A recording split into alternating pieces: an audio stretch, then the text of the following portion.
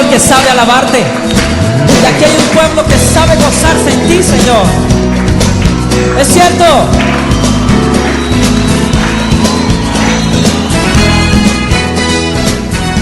En todo tiempo, Señor, nuestro corazón te alabará, Señor. Eres tú la única razón de mi adoración, oh Jesús. Eres tú la esperanza que anhelé tener, oh Jesús. Confío en ti, me has ayudado, tu salvación me ha regalado. Hoy hay gozo en mi corazón, con mi canto te alabaré.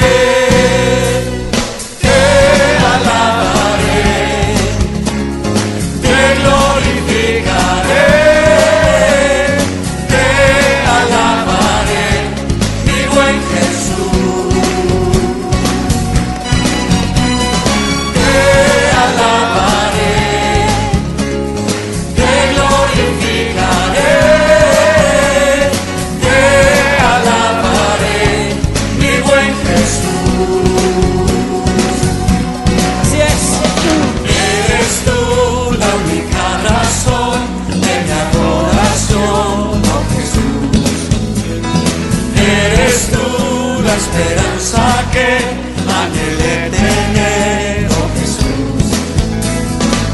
Confío en ti, me has ayudado, tu salvación me ha regalado.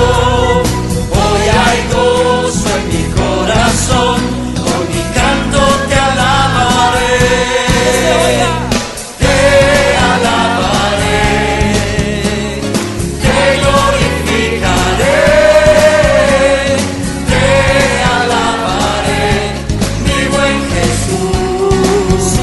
Jesús, te alabaré. Te alabaré, te glorificaré. Te alabaré, mi buen Jesús. Oh, en todo tiempo, de día y de noche, durante todas las épocas de mi vida, yo te alabaré, Jesús, y te cantaré a ti, pues solo tú eres digno de recibirlo, Señor. Oh, en todo tiempo, Señor, mi alma te alabará. En todo tiempo te alabaré. En todo tiempo. En todo tiempo te adoraré. Sí, Señor. Te exaltamos. Nos gozamos en ti. Oh, mi Señor. En todo tiempo, Señor. Te alabaré, te glorificaré. Te alabaré, mi buen Jesús. Sí, mi buen Señor, mi buen Señor. Te alabaré, te glorificaré. Te alabaré, mi buen Jesús. Te alabaré, te glorificaré. Te alabaré, mi buen Jesús. Aleluya. Porque bueno es alabarte. Sí, sí, sí, Señor. Es bueno alabar tu nombre, Jesús, precioso. Cantarte todos los días. Este es el lugar de tu alabanza, Señor. Nos hemos reunido para declararte a ti, Jesús. Bueno es alabar, oh Señor, tu nombre, darte gloria, honra y honor. Por siempre bueno es alabarte, Jesús, y gozarme en tu poder. Bueno es alabar, oh Señor, tu nombre, darte gloria, honra y honor. Por siempre bueno es alabarte, Jesús, y gozarme en tu poder.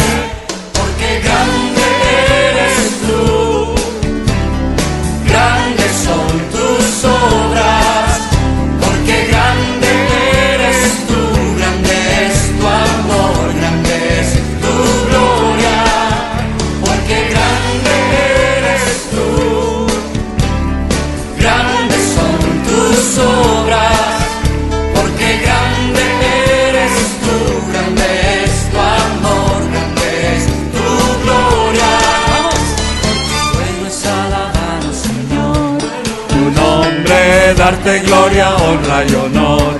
Por siempre bueno es alabarte, Jesús, y gozarme en tu poder.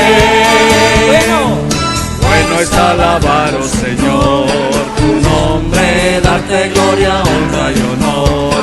Por siempre bueno es alabarte, Jesús, y gozarme en tu poder. Porque grande eres tú, grandes son tus obras. Porque grande eres tú, grande es tu amor, grande es tu gloria. Porque grande eres tú, grandes son tus obras. Porque grande eres tú, grande es tu amor, grande es tu gloria.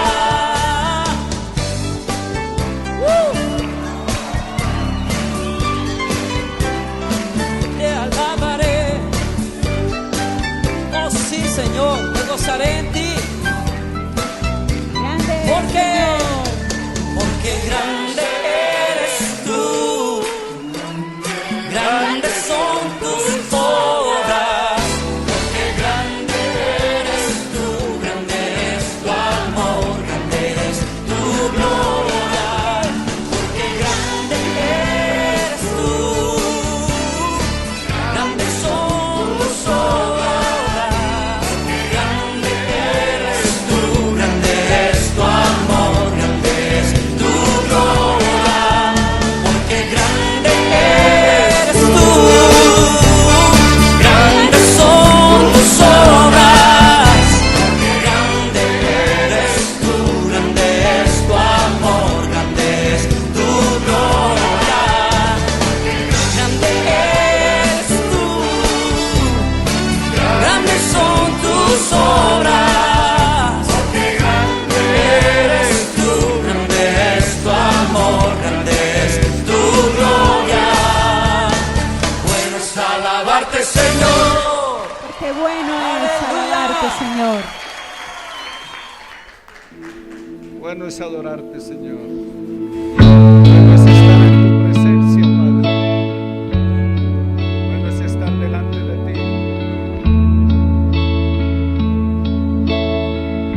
Porque no hay mejor lugar que en el tuyo, Señor. Que a tus pies, en tu presencia, Señor.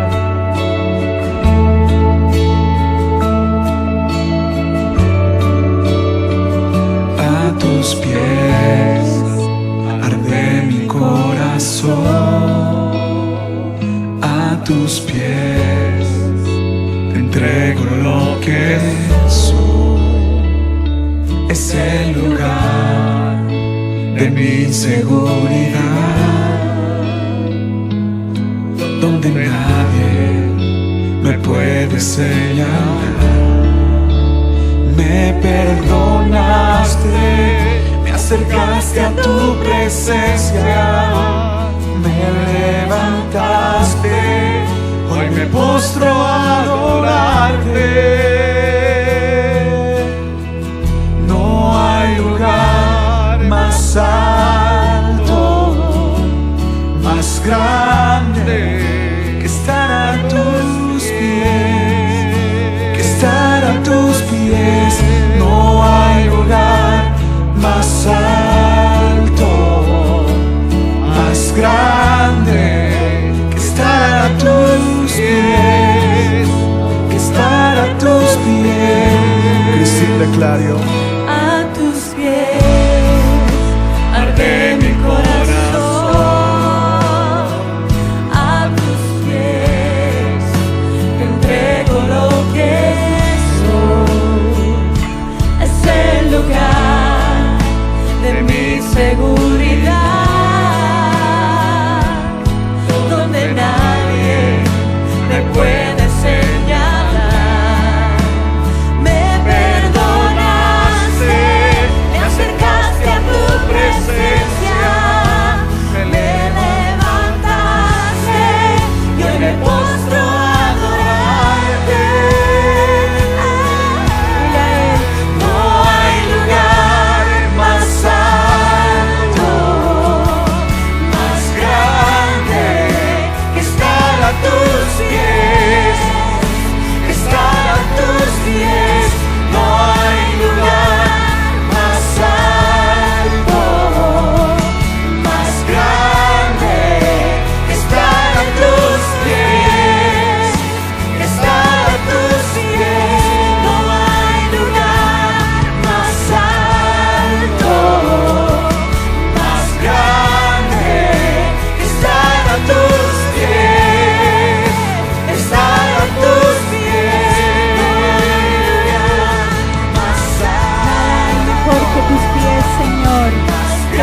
presencia poder estar.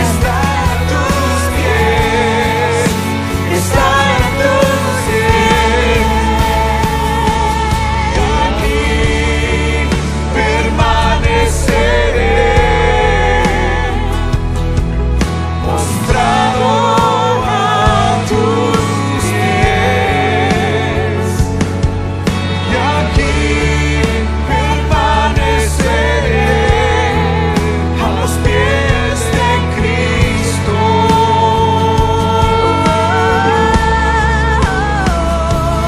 Y aquí permaneceré, postrado a tus pies. Y aquí permaneceré a los pies de Cristo. No hay lugar más alto, más grande que estar a tus pies, que estar a tus pies. No hay lugar más alto, más grande que estar a tus pies, que estar a tus pies. Oh Maestro, queremos estar en tu presencia. No hay lugar más alto, más grande que estar a los pies del Señor. Filipenses capítulo 2 versículo 11 dice que ante Él se doblará toda rodilla de los que están en los cielos, en la tierra y en las aguas debajo de la tierra, y toda lengua confesará que Jesucristo es el Señor, para gloria de Dios Padre. Pueden tomar asiento. Hay 7 palabras claves de Jesús, el eterno Hijo de Dios. Y nosotros encontramos que Jesús en varias ocasiones le dijo a la gente: yo soy. 7 ocasiones Jesús mencionó: yo soy. Y hay 7 palabras claves de Jesús, el eterno Hijo de Dios, que nos presenta acerca de ese yo soy. 10 capítulos del Evangelio según San Juan, del versículo 13 en adelante, se dedican a la última semana. Y cuando tomamos en cuenta que el día judío comienza al atardecer de la tercera parte de los 879 versículos, se dedican al día de su muerte. O sea, del Evangelio de Juan, 879 versículos se dedican al día de su muerte. Y los primeros 11 capítulos definen el ministerio del Señor por medio del uso selectivo que Él hace de 7 palabras o 7 milagros o 7 discursos de el yo soy. ¿Qué dijo Jesús? En Juan capítulo 6 versículo 35 Jesús dice: yo soy el pan de vida, el que a mí viene nunca tendrá hambre, y el que en mí cree no tendrá sed jamás. ¿Qué dijo Jesús?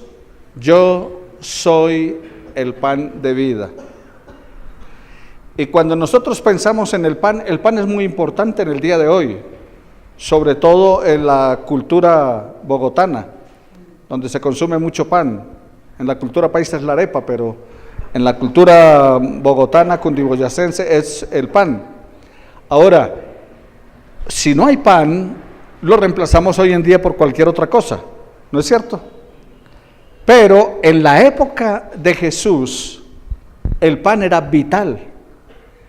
La economía era agrícola, cultivaban el trigo, y sobre todo que no había los centros comerciales que hay en el día de hoy para uno rebuscarse, ni las tiendas que hay en el día de hoy para conseguir otro tipo de cosas. El pan era ¿qué? Vital, era necesario. Y ellos, los judíos, habían tenido una experiencia, el pueblo de Israel, cuando sale de la esclavitud de Egipto, entonces no tienen nada que comer en el desierto y no pueden cultivar porque van de paso, van como peregrinos de un lado para otro, dando vueltas en el desierto, aparte de que no hay agua para cultivar. Entonces caía maná del cielo, era una especie de pan dulce que les caía del cielo. Y ellos comían de ese maná y decían que Dios les había dado a comer pan del cielo. Y un día Jesús está con sus discípulos, la gente, sus seguidores tienen hambre, no tienen qué comer, le dicen a Jesús que no tienen qué comer y Jesús les dice, bueno, reúnan a la gente y ¿qué es lo que tienen? Dice, aquí hay un muchacho que tiene 5 panes y 2 pescados. Y eran 5 bolitas de pan, como mogolla. Y eran 2 sardinas, no eran ballenas ni tiburón ballena, sino eran 2 sardinitas. O sea, era la lonchera del muchacho. La mamá le había echado la lonchera al muchacho para que se fuera allá, iba a estar todo el día escuchando a Jesús, entonces eso era lo que tenía. Y Jesús lo toma en sus manos y le dio de comer de esos 5 bolitas de pan a más de 5,000 personas, porque eran 5,000 hombres sin contar las mujeres y los niños. Y si ustedes miran en las congregaciones religiosas, siempre más son las mujeres que los hombres. Y también los niños, o sea que eran más o menos como unas 10, 12,000 personas ese día que comieron. Pasaron los días y Jesús iba con los discípulos y les habló acerca del pan. Y ellos estaban esperando tal vez que Jesús les siguiera dando comida. La gente donde hay comida todos se reúnen. Si dijéramos que el próximo domingo vamos a repartir aquí un almuerzo, esto se llena. Y ese día se llenó el lugar de gente que seguía a Jesús, pero ¿por qué lo seguían?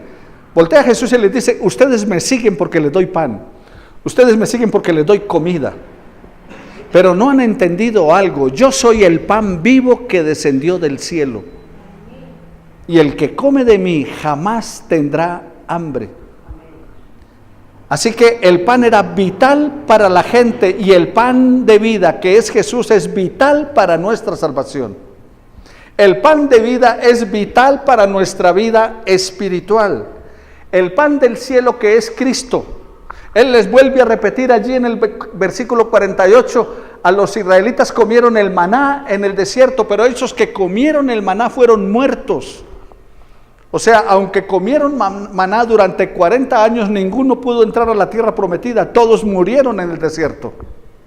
Pero Jesús les dice, ellos comieron el maná y murieron, pero si comen de mí, que soy el pan de vida, nunca más tendrán hambre y no van a morir, van a vivir. Si nosotros comemos del pan de vida que es Cristo, tendremos ¿qué? Vida eterna. Eso es lo que Él nos está ofreciendo. Él entregó su cuerpo para ser partido por todos y cada uno de nosotros. Nos alimentamos de Él, por lo tanto tenemos vida eterna, una vida que está en Cristo Jesús, porque el que en Él cree no es condenado.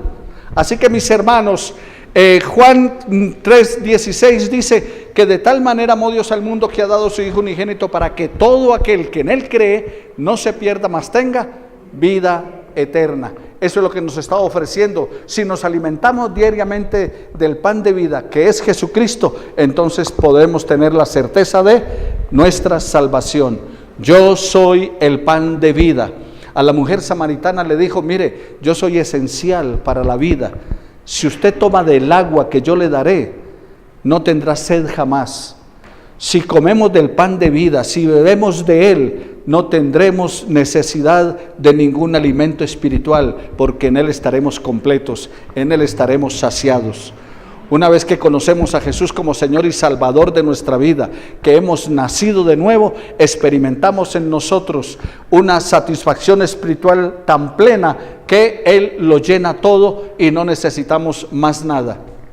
Pero también en otra ocasión Jesús les dijo, allí en el capítulo 8, versículo 12 del Evangelio de Juan, otra vez Jesús les habló diciendo, yo soy la luz del mundo.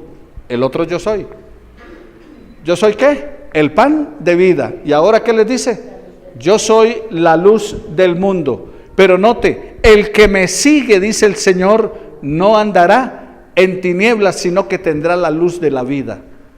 Yo soy la luz del mundo. El que me sigue no andará en tinieblas, sino que tendrá la luz de la vida. Las tinieblas son reconocidas en las Sagradas Escrituras como la oscuridad, como lo malo, como donde viene la maldad, como las cosas que están en contra del propósito de Dios, porque Dios es luz y Jesucristo es la luz del mundo. Así que, mis hermanos, recuerde que cuando todo estaba desordenado y vacío, cuando leímos en Génesis 1, ¿qué nos dice? Que todo estaba desordenado y vacío, que era un caos, que estaba a oscuras, y Dios dijo, sea la luz. Y entonces vino la luz al mundo. Jesucristo es la luz para nosotros, la luz de la vida, la fuente que ilumina nuestra existencia. Si andamos en su luz, entonces no viviremos en tinieblas. Literalmente significa que aquellas personas que se unen a Jesús, que le reciben como Señor y Salvador, que son sus discípulos, no serán ignorantes en los asuntos espirituales. Vino la luz a nosotros. Cuando usted conoció a Jesús, cuando usted escuchó del Evangelio, cuando leyó la palabra y el Espíritu Santo le movió hacia Dios el Padre en Cristo Jesús, entonces usted ya no fue ignorante en asuntos espirituales. La luz de Dios, la revelación completa vino a su vida. Vino para que podamos entender en forma específica sus verdades espirituales, verdades que nos llevan a la vida eterna. Entonces caminemos en su luz. Si andamos en su luz, no viviremos en tinieblas. El que dice que permanece en él debe andar como él anduvo. Primera de Juan capítulo 2 versículo 6 de la palabra. Dice la palabra del Señor, Juan 1, 4 al 5. En él estaba la vida, y la vida era la luz de la humanidad. Esta luz resplandece en las tinieblas, y las tinieblas no han podido extinguirlas. O sea que en Jesús estaba ¿qué? En él estaba la luz, y la luz resplandece en medio de las tinieblas, y no pueden apagarla. Dice Juan 1, 9 al 10. Esa luz verdadera, la que alumbra a todo ser humano, venía a este mundo. Él era la luz, ya estaba en el mundo, y el mundo fue creado por medio de él, pero el mundo no lo conoció.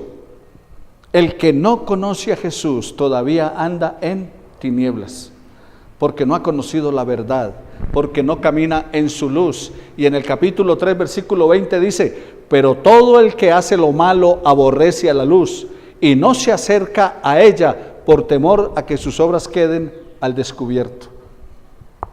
Entonces, mucha gente no se acerca a Jesús, mucha gente no va a la palabra de Dios para que no sea descubierto su pecado. Pero debemos recordar que el que encubre sus pecados no prosperará, pero el que los confiesa y se aparta alcanzará misericordia. Entonces, refugiémonos en su luz, que su luz nos guíe, que su luz ilumine nuestros pasos, que su luz nos muestre el camino por el cual debemos andar.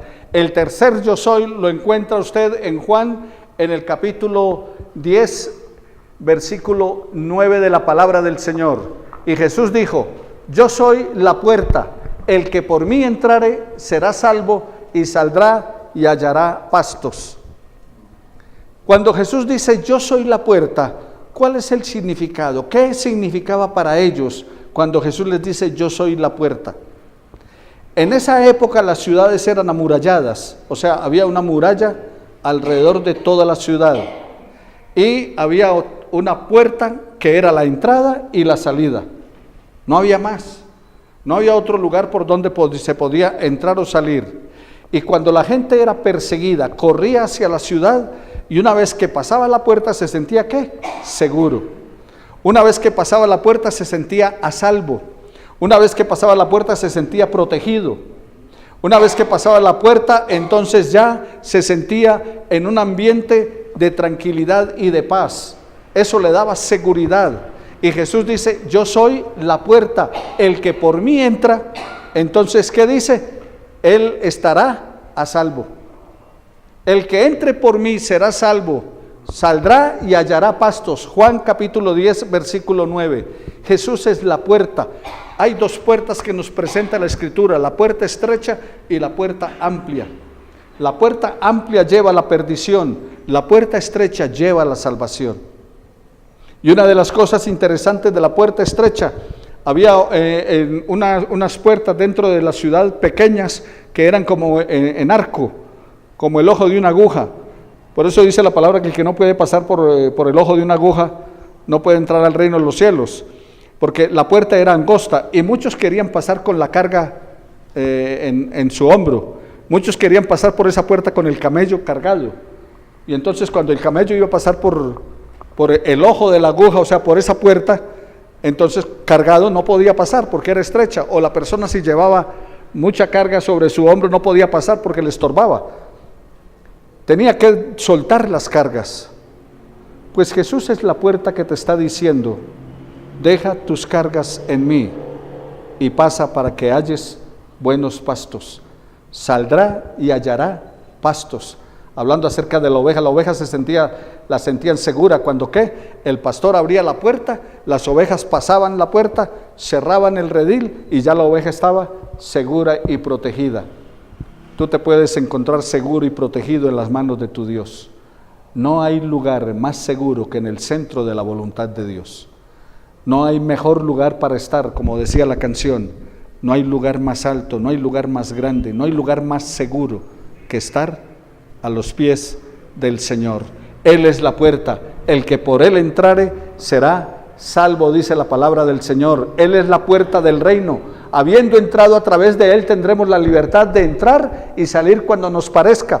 Dice Hebreos en el capítulo 10 que por Cristo Jesús usted y yo tenemos entrada al lugar santísimo, que usted y yo podemos entrar en el momento en que querramos ante la presencia del Señor. Entonces, mis hermanos, si estamos en Cristo, vamos a morar en paz en medio de la abundancia o aún en medio de las dificultades. Caminando en el Señor y descansando en Él, nos dará su paz. La puerta es el Señor Jesús, el pastor es también el Señor Jesús, las ovejas somos los creyentes, pero no se olvide que hay lobos rapaces. Los bandidos son los falsos maestros, gente que enseña hoy distorsionada la palabra del Señor, gente que enseña hoy su sabiduría humana y no la palabra del Señor, pero la palabra es la que convierte el alma, la palabra es la que hace sabio al sencillo.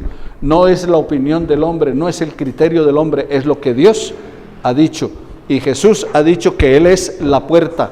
Entonces, hermanos, antes nuestra situación, antes de Cristo, éramos fáciles de engañar. Éramos ciegos guiados por otros ciegos. Y dice la palabra del Señor que si un ciego guía a otro ciego, ambos van a caer en el hoyo. Así que nosotros éramos ciegos espirituales guiados por otros ciegos espirituales. Pero ahora la luz del Evangelio ha llegado a tu vida y ha llegado a mi vida. Mateo 15, versículo 14 de la palabra del Señor. Éramos incapaces de defendernos. Cuando se presenta lo de incapaces de defendernos, quiere decir que no podríamos librarnos ni del pecado ni de las consecuencias del pecado.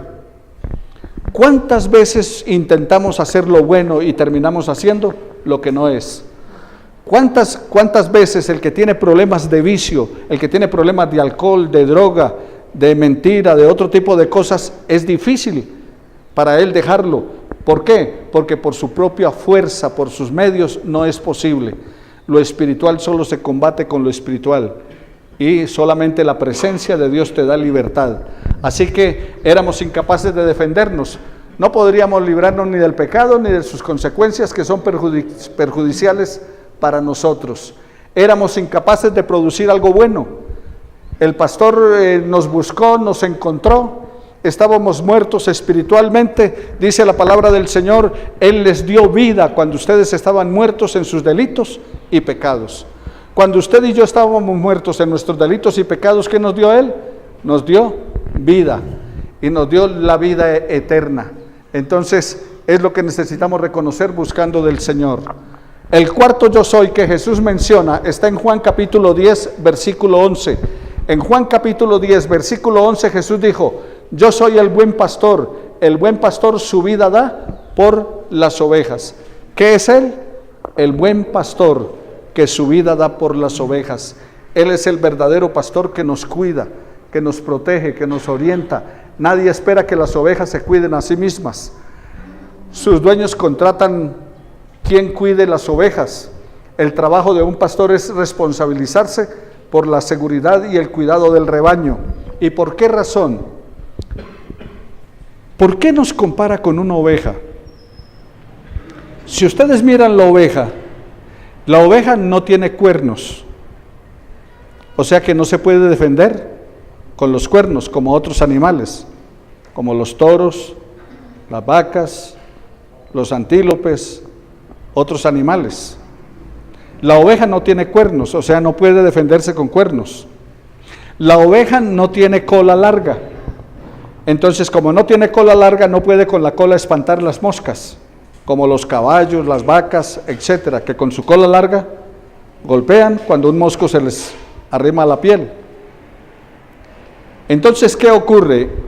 Que las moscas se meten dentro de la oreja y dentro de la nariz de la oveja y le colocan sus larvas, sus huevos allí, y entonces eso comienza a podrir la oreja de la oveja y su hocico, pero no tiene manos para rascarse, ni tiene pezuñas, como otros animales que tienen manos para rascarse.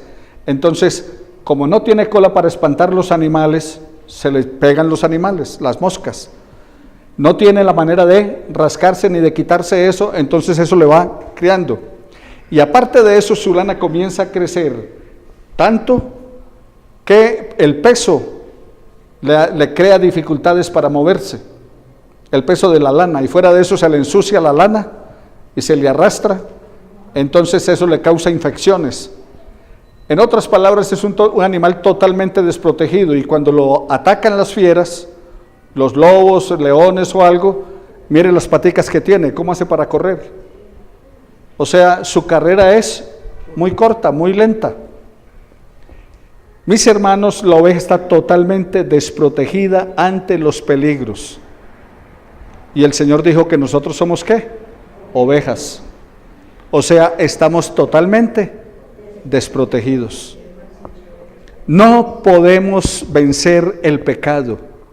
No podemos salir victoriosos de los problemas y las dificultades de la vida. Necesitamos un Salvador. Necesitamos quien nos salve, necesitamos quien nos cuide, necesitamos quien nos guíe, necesitamos un Salvador, un protector, un guía. Así que mis hermanos, la oveja requiere quien la cuide. Y Jesús dijo, yo soy el buen pastor, mi vida doy por las ovejas. Tú necesitas a Jesús para que cuide tu vida. Tú necesitas a Jesús para que te salve. Tú necesitas a Jesús para que sea tu protector, tu proveedor. La oveja se come el poquito de pasto que hay ahí y ahí se queda. No es como las vacas que caminan kilómetros, o los antílopes o algo, para buscar comida. Y cuando no hay pasto, comen lo que se atraviese. La oveja no. Solamente come lo que hay allí. Y si no hay, ahí se queda. Entonces el pastor tiene que guiarla a delicados pastos. En lugares de delicados pastos me hará descansar, junto a aguas de reposo me pastoreará. Así que mi hermano, Él es el buen pastor, su vida da por todos y cada uno de nosotros, en Él podemos descansar. La característica del buen pastor es que Él muere por sus ovejas, que Él ama a las ovejas. Entonces, Él dio su vida por las ovejas. Él ama a las ovejas porque da su vida por ellas. Ahora, ¿por qué da la vida por las ovejas? Porque es el amor que Él tiene hacia ellas. Él une a las ovejas. Jesús es el pastor que vino a unir los rebaños. Dice la palabra del Señor que había una separación entre los pueblos y de dos pueblos hizo uno. O sea, unió a judíos y a gentiles. La palabra del Señor dice, ya no hay judío, ni hay griego, ni bárbaro, ni excita, ni hombre, ni mujer, ni siervo, ni libre. Todos son uno en Cristo Jesús. Entonces, eso es lo que hace el buen pastor, une las ovejas. Pero el otro yo soy que encontramos, Juan 11:25. En Juan 11:25 Jesús dijo, yo soy la resurrección y la vida. El que cree en mí, aunque esté muerto, vivirá. Se enfermó Lázaro. Y las hermanas, preocupadas por la enfermedad de Lázaro, mandan un emisario a Jesús. Dicen, vaya, busque a Jesús que está en otro lugar predicando el evangelio. Dígale que el amigo de él está enfermo. y que está muy enfermo.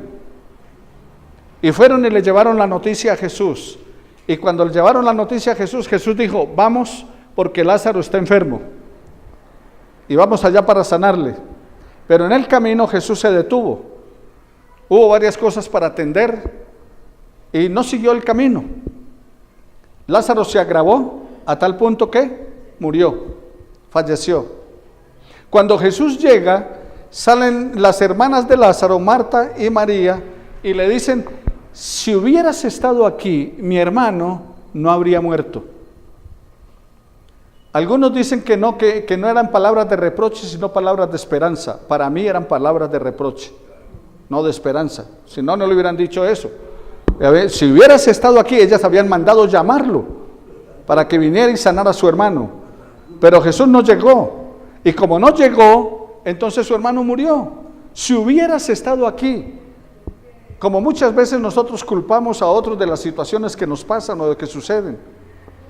Cuando un ser querido muere, no falta quien eche la culpa. Es que usted no lo llevó al hospital, o lo llevó al hospital que no debía haberlo llevado, o no hizo tal cosa, o no le dio la medicina a tiempo, o debió haber estado con él cuando cometió lo que cometió, etcétera. Siempre estamos buscando a quien culpar. Pero en asuntos de la vida y de la muerte, Dios es el Señor de la vida y de la muerte. Y Él toma la vida cuando Él quiere. Cuando Él determina, le puso un límite a nuestra vida. Los días del hombre son 70 años, en los más robustos 80. Algunos hasta se le escapan de allí, como mamá Chela, como papá Francisco, pero esos son contados. Así que mis hermanos, la vida tiene ¿qué? Un límite, porque Dios el soberano es quien la pone. Y ellas entonces se quejan de la situación y dicen, mi hermano, si hubieras estado aquí, mi hermano no habría muerto. Y Jesús les dice que Él es la resurrección y la vida, pero a pesar de que un creyente muera físicamente, aún tiene ¿qué?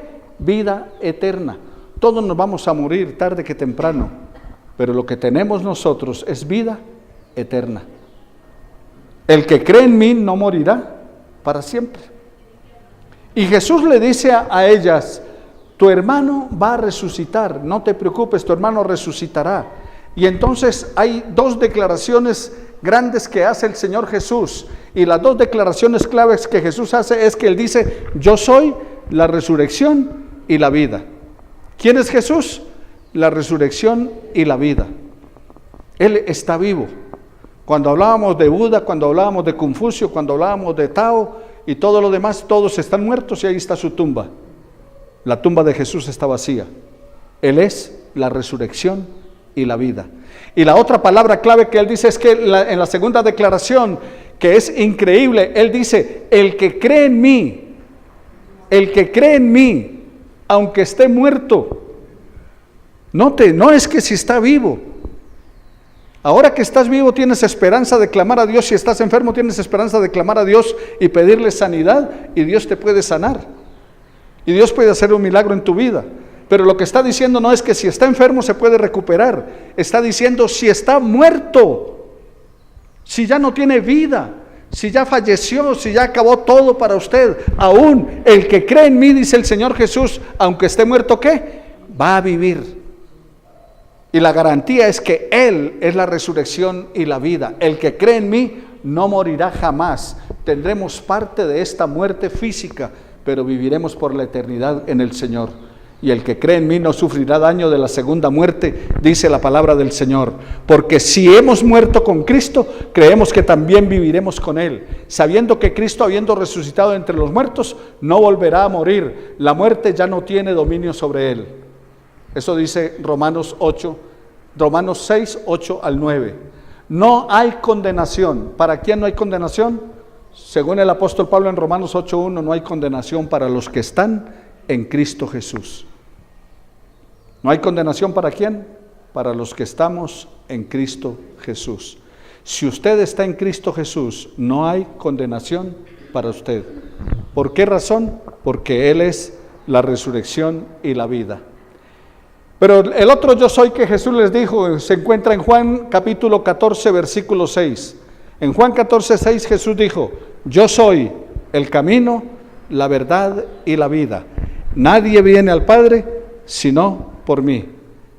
¿Quién es Jesús? El camino, la verdad y la vida. Como decía una canción, sin el camino no se va, sin la vida no se vive. Él no dijo, soy un camino. Siempre tenga esto presente. Jesús no dijo, soy un camino. No, dijo, soy el camino, no hay más caminos. Dice el dicho popular, todos los caminos conducen a Roma, pero todos los caminos no conducen al cielo. Y aunque todos los caminos digan Dios, no todos los caminos llevan a Dios. A Dios solamente lo lleva un camino, Jesús. Él dijo, soy el camino, pero también dijo, soy la verdad. Y filosóficamente la verdad es una sola, no hay dos verdades, es una verdad. O sea, ahora para nosotros está de día. ¿Eso es qué? Una verdad. Esa es la verdad, no hay otra. No podemos decir que está de noche. Otros estarán en Australia y dirán está de noche. ¿Y para ellos está qué? De noche, y es de noche, pero para nosotros ahora, en este momento, es de día. Y es el día, no es a medias, no es que está de día 100%, o como le dijo una hija a la mamá, una muchacha que tuvo intimidad con su novio y entonces le dijo, mamá, estoy medio embarazada. No, uno no está medio embarazado, ¿está embarazado o no está? Entonces, la verdad es que una sola, y Jesús dijo, yo soy la verdad. El resto entonces es carreta. El resto es mentira, el resto no es cierto, Jesús es la verdad. El resto, las religiones pueden inventarse cualquier cosa, pueden enseñarte muy bonito, hay religiones muy lindas de todos los tipos y de todos los colores, pero Jesús dijo, yo soy la verdad. Él es la única verdad y la verdad real para todo. Y soy el camino, soy la verdad, y hablamos de qué? De que Él es la resurrección y la vida. Entonces, mis hermanos, termina diciendo Él, nadie viene al Padre sino por mí. Nos queda solamente dos alternativas. O creer que Jesús era tremendo mentiroso, o dijo la verdad. Yo creo que dijo la verdad, y creo en Él firmemente, y confío en su palabra, y confío en lo que Él dijo, y para mí es la verdad. Entonces no hay más alternativa, o lo tomas, o lo dejas, o lo aceptas, o lo rechazas. El que no es conmigo, dijo Él, es contra mí, y el que conmigo no recoge, desparrama. Entonces, mis hermanos, no hay más alternativa. O vienes a Jesús para hallar salvación, para hallar vida eterna, para caminar en Él, para comprometerte con Él y hallar salvación y vida eterna, o simplemente lo ignoras, te haces a un lado y asume las consecuencias. Pero Él es el camino, la verdad y la vida. No existe ninguna otra manera de llegar a la presencia de Dios que la de aceptar la muerte de Jesucristo a tu favor. Pedro dijo en Hechos 4:12, en ningún otro hay salvación, porque no hay otro nombre bajo el cielo dado a los hombres en que podamos ser salvos. Y el apóstol Pablo dice en 1 Corintios, en el capítulo 1, versículo 5 de la palabra del Señor, dice el capítulo 2, versículo 5, que no hay un solo mediador entre Dios y los hombres, Jesucristo, hombre. ¿Qué hay? Dice, hay un solo Dios y un solo mediador entre Dios y el hombre. No hay más mediadores. Durante esta semana que se celebra la Semana Mayor o la Semana Santa en el mundo cristiano, entonces buscan otras alternativas, los santos, las procesiones, los apóstoles y todo lo demás, pero dice la palabra del Señor, el mismo Pedro, vamos a suponer que el apóstol Pedro fuera el primer papa, como lo dice la tradición religiosa. ¿Qué dijo el apóstol Pedro? Hechos 4:12. En ningún otro hay salvación, porque no hay otro nombre bajo el cielo dado a los hombres en que podamos ser salvos. ¿Y qué dijo otro apóstol? El apóstol Pablo. O sea, los dos apóstoles más grandes en la Biblia, Pablo y Pedro. Pablo dice, hay un solo mediador entre Dios y los hombres, Jesucristo hombre. No entiendo por qué la gente los busca a ellos como mediadores. La gente les hace rezos, les hace rituales, les pone velas, les celebra días. Cuando ellos dijeron, hay un solo mediador entre Dios y los hombres, Jesucristo. y no hay otro nombre bajo el cielo en que podamos ser salvos. Jesucristo es el único remedio provisto por Dios para el problema del pecado del hombre. La única cura del pecado del hombre, lo único que limpia el pecado del hombre es la sangre de Jesucristo, su Hijo. Y el último yo soy que dijo Jesús, usted lo encuentra en Juan 15:5. Jesús dijo, yo soy la vid verdadera y mi Padre es el labrador. ¿Qué dijo Jesús? Yo soy la vid, vosotros los pámpanos. El que permanece en mí y yo en él, este lleva mucho fruto, porque separados de mí, nada podéis hacer. Juan 15:5. Él presenta al Padre como el agricultor. El agricultor es el labrador, el que cuida el cultivo. Y Jesús es la vid. Y nosotros somos los pámpanos. ¿Y qué dice el Señor? Que debemos llevar fruto. ¿Pero cómo llevar fruto? Nos advierte, separados de mí, nada podéis hacer. Separados de Él, nada podemos hacer. La vid verdadera es Jesús, a quien todos los creyentes deben estar aferrados si quieren dar fruto. Si usted quiere dar fruto, debe estar aferrado al Señor. Ahora bien, cuando pensamos en el fruto, la gente muchas veces piensa que es ir a evangelizar a otro y traerlo. Y no es lo que está hablando allí la palabra del Señor. La palabra del Señor allí está hablando de carácter, de cómo es usted, de cómo es su vida. En 1 Corintios 5:17 dice la palabra del Señor, si alguno está en Cristo, nueva criatura es, las cosas viejas pasaron, todas son hechas nuevas.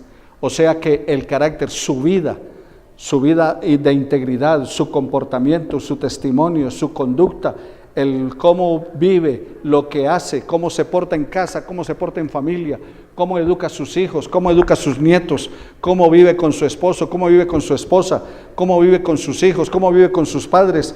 Eso es lo que refleja ¿qué? Su fruto. Por sus frutos los conoceréis. Él no dijo por lo que traen a la iglesia los van a conocer. Él lo dijo es por sus frutos, por su estilo de vida, por su comportamiento, por su conducta. Nuestras vidas no serán productivas porque sin Él no podemos hacer nada que tenga valor espiritual. El labrador es el Padre, quien poda las ramas con la finalidad de que lleven fruto, es Él. Las ramas no dan fruto solo por sí, son los discípulos verdaderos. O sea, un verdadero discípulo da ¿qué? Fruto, pero frutos de justicia. Dice más, el fruto del Espíritu es amor, gozo, paz, paciencia, bondad, benignidad, fe, mansedumbre, templanza. Contra tales cosas no hay ley. ¿Esos son qué? Los frutos del Espíritu. Ese es el fruto que debemos llevar. Nuestro carácter, nuestra conducta.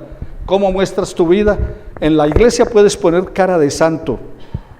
Yo les he dicho que aquí unos ponen una cara de santos que me provoca prenderles una vela y pedirles un milagro. Pero es que no es la santidad aquí, es en tu casa, es con los vecinos, es en tu trabajo, es en el estudio, es en medio de los problemas, es en todo lugar donde estás, cómo vives, cómo es tu carácter, cómo es tu conducta. Las ramas desechadas son los discípulos falsos.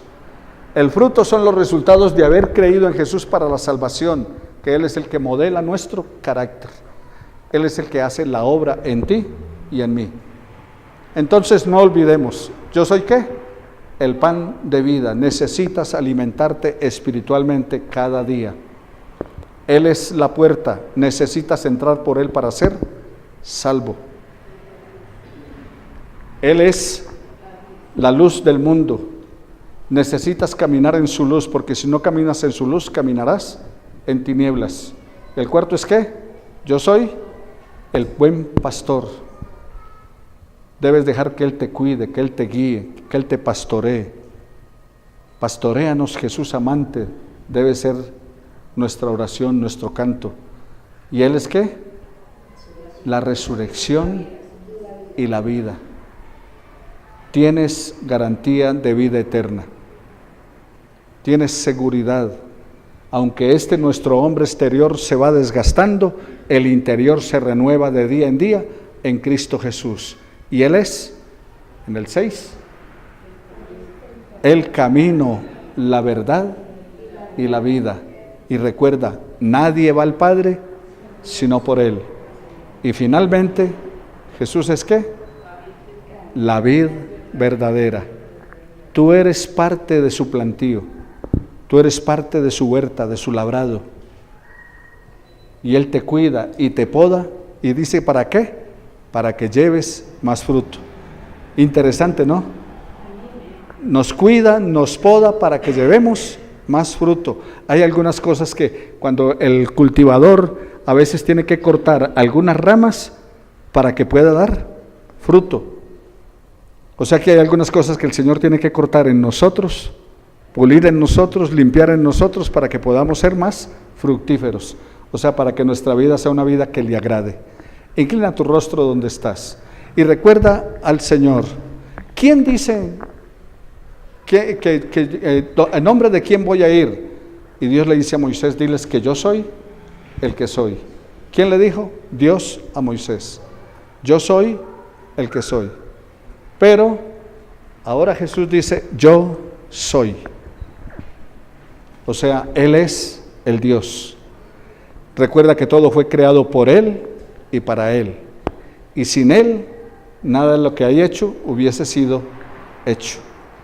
En Él estaba la vida y Él era la luz de los hombres. Toma nuestra vida, Señor, en este momento. Tómanos en tus manos y glorifícate en nosotros para alabanza y gloria de tu nombre, para que hagamos lo que a ti te agrada.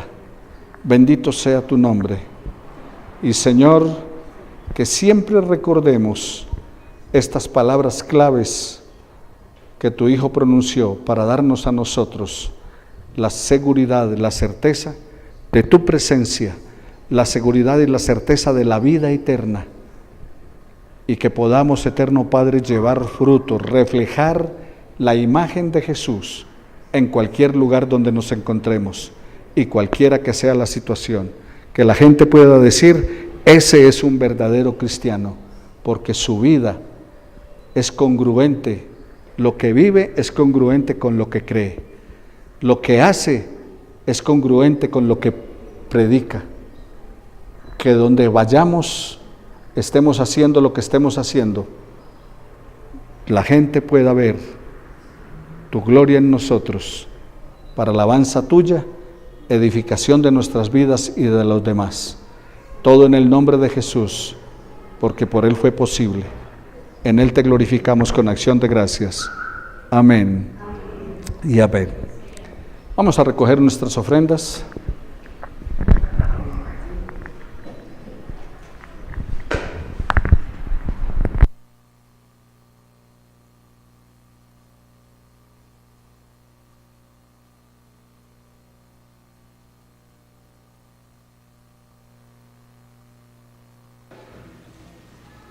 Si alguno de pronto está pensando, bueno, y en la semana ¿qué van a hacer? No hacemos nada. Nos veremos el próximo domingo a las 10 de la mañana. Mi ofrenda doy, aleluya, mi ofrenda doy, y así contribuyendo el evangelio cielo, aleluya, mi ofrenda doy, con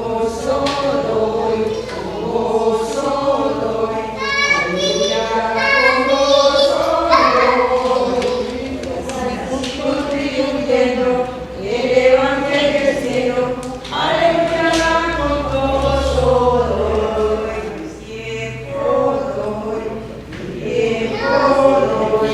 aleluya, mi tiempo doy, y así contribuyendo el evangelio cielo, aleluya, mi tiempo doy,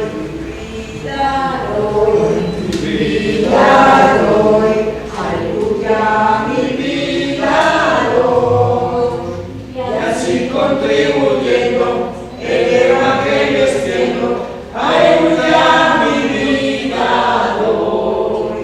Vamos a ponernos de pie en esta mañana para despedirnos. Te damos gracias, bendito Dios, por la ofrenda recolectada.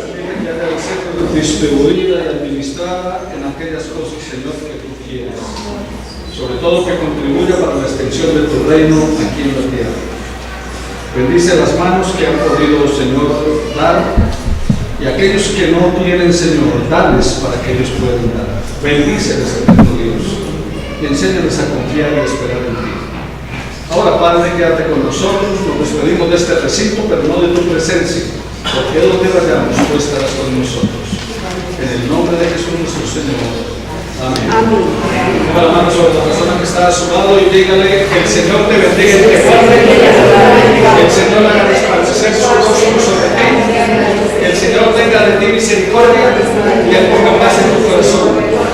Que Dios te dé una semana maravillosa. Si puede ir a pasear, váyase a pasear. Goce y disfrute. Si puede ir donde su familia, vaya donde su familia.